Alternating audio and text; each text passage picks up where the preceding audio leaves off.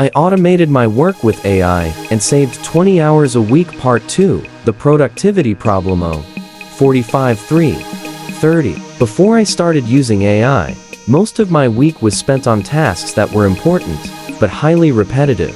Every day, I had to write emails, research topics, organize notes, create content, design graphics, plan projects, manage data across multiple apps individually. None of these tasks seemed overwhelming, but together, they consumed hours of time and mental energy. The real issue wasn't just the amount of time they took.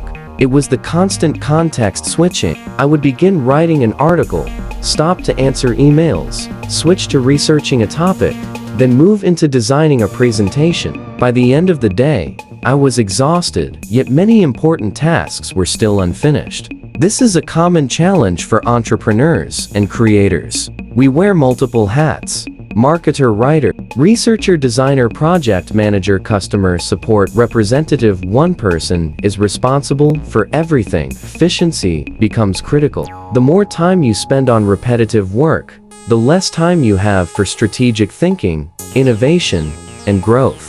That realization led me to ask a simple question: what if AI could take over the most time-consuming parts of my workflow?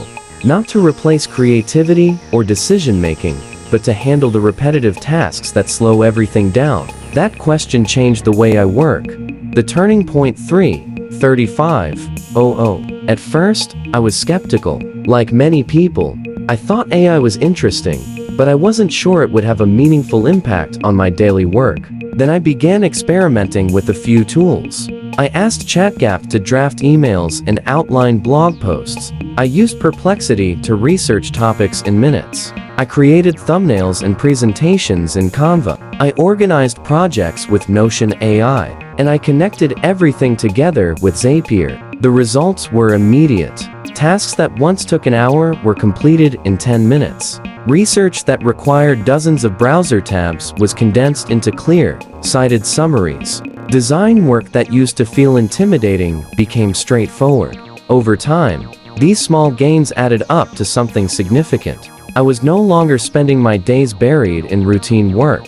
Instead, I had more time to focus on strategy, content quality, client relationships, business growth, personal development. And the most exciting part was that these tools were accessible to anyone. You don't need to be a programmer. You don't need a large budget. You only need the willingness to learn a few practical workflows. In the next section, I'll show you the first and most powerful tool in my automation system, ChatGPT.